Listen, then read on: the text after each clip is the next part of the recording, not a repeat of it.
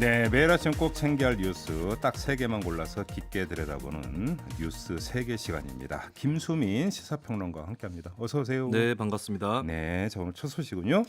어제가 어느덧 강제동원 피해자에 대해서 일본 기업이 배상하라라고 하는 판결이 떨어진 1년이 됐습니다. 아, 1주년 됐네요. 네, 민주사회를 위한 변호사 모임과 인권 피해 회복을 요구하는 기자회견을 이제 강제동원 피해자들이 열었는데 네. 이 기자회견 도중에 이제 유엔 인권 이사회에 진정서를 냈다라는 사실을 공개를 했습니다. 어허.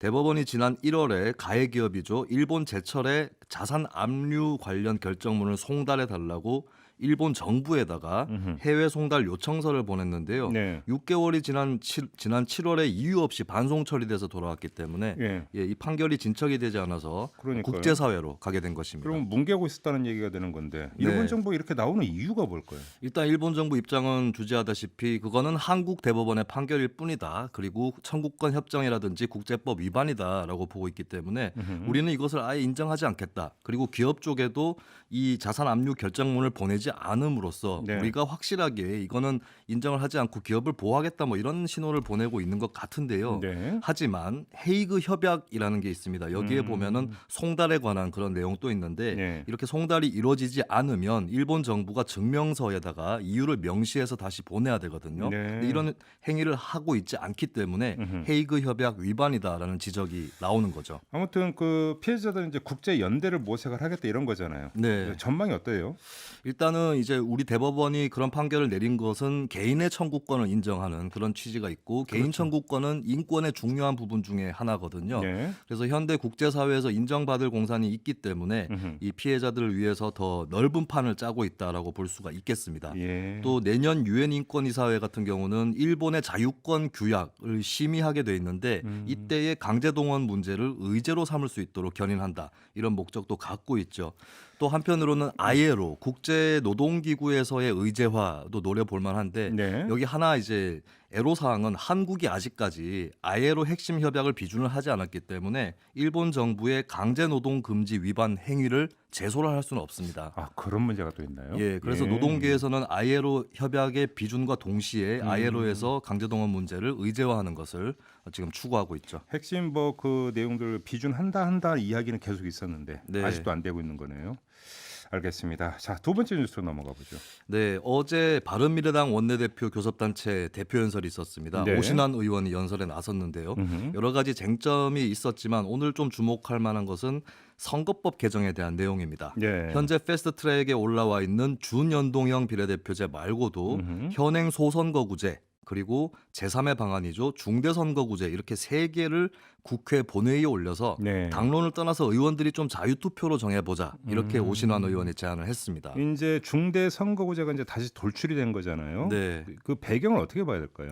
중대선거구제는 당론으로 어떤 당에서 나온 적은 없지만 일부 의원들 사이에서 나온 적은 있었습니다. 예. 그러니까 오신환 원내대표도 어제 얘기하기를 지지율하고 의석수를 비례시키는 이 정도를 높이자는 취지에는 동의한다고 얘기를 했는데요. 네. 근데 선거구에서 여러 명의 의원을 뽑을수록 소수 정당의 당선 가능성이 올라가고 그래서 비례성이 또 올라가는 경향이 있습니다. 네. 이걸로 이제 자당인 바른미래당이라든지 뭐 정의당, 평화당 이쪽까지 설득할 수 있다라고 네. 여기는 그런 시선들이 있고요. 네. 그리고 의원들 중에서 내년도에 현행 선거구제에서 선거구 1등을 통해서 당선돼서 들어오기 어렵다라고 판단하는 의원들이 있을 법하고 특히 아직까지는 자유한국당 수도권 의원들도 그런 판단을 할 수 있거든요. 네. 근데 중대선거구제가 되면은 2등이라든지 3등도 당선이 될 수 있기 때문에 현역 의원들을 좀 설득할 수 있다라고 판단을 한 것 같습니다. 네. 근데 이제 여기서 주의할 것은 중대선거구제도 몇 명의 의원을 뽑을 것이냐에 따라서 천차만별로 갈라지거든요. 그렇죠. 예, 2명을 뽑게 되면 제1당, 제2당까지만 유리한 것이고 예, 많이 뽑을수록 소수 정당이 유리한데 그러면 소수 정당은 설득할 수 있겠지만 거대 정당에서는 또 난색을 표할 것이기 때문에 네. 과연 중대선거구제에서 합의가 될지 이거는 아직은 미지수입니다. 제 기억이 맞다면 그 변화와 혁신을 위한 비상행동 대표를 맡고 있는 유승민 의원이 네. 얼마 전에 중대 선거구제를 주장한 바가 있었어요. 네. 그러니까 오신환 원내대표의 연설도 결국은 그 연장선상에 좀 나온 것 같은데 그때 유승민 의원의 어떤 그 주장이 별로 반향은 없었는데 국회에서 있게 될지 이건 좀 봐야 될 문제일 것 같습니다. 네. 자, 그리고 세 번째 뉴스로 한번 넘어가 보죠. 네, 더불어민주당과 정부, 청와대가 오는 2028년도부터 적용될 중장기 대입 개편안에 수능 시험에 서술형 문항을 도입하는 방안을 검토 중입니다. 그래요? 김종배 MC께서는 학력고사 세대신가요? 수능 네, 네. 제 나이를 알아볼 수 있는 그런 모습. 맞아요, 학력고사예요. 네. 사지선다형이었었죠. 외우면 됐어요. 네, 그렇습니다. 외웠는데 이상하게 네. 또 수학은 안 되더라고. 네. 그래서 제가 뭐 수포자였었는데 아, 네.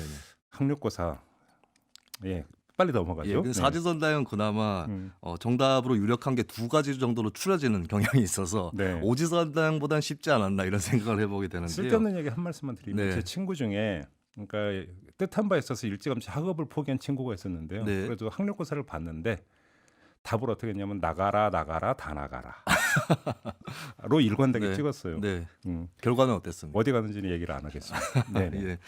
이거 실화입니다. 진짜. 예. 네.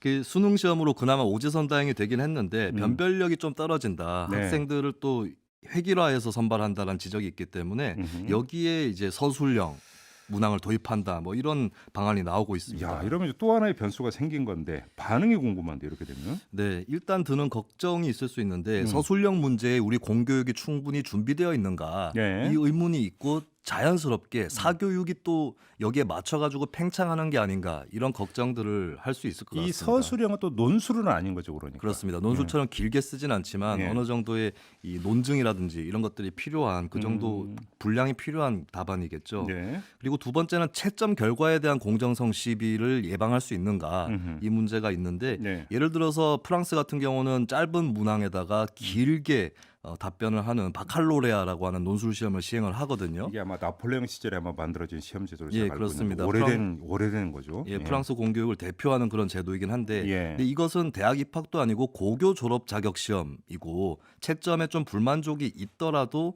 그럭저럭 받아들일 수가 있거든요. 네. 근데 한국은 굉장히 대학 서열이 공고하게 또 한 줄로 쭉 늘어서다시피 한 상황에서 네. 이 서술형 문항에 대한 공정성 시비가 있다. 이건 대입에 대한 불만으로 이어질 수가 있습니다. 네. 그래서 현재의 정시를 확대하자라는 것이 여론의 다수 의견이긴 하지만 여기에 서술형 문항 도입이 섞여 들어간다 했을 땐 또 여론의 또 다른 반향이 있을 수 있다.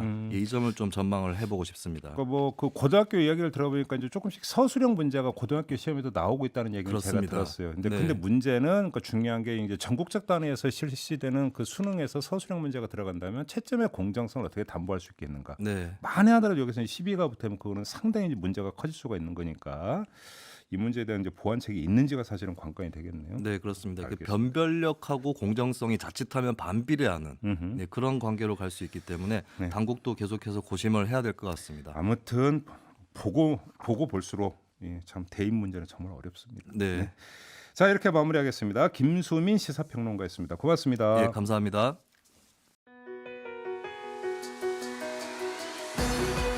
이슈의 핵심을 꿰뚫는 예리한 시선, 믿고 듣는 진품 시사 김종배 시선 집중.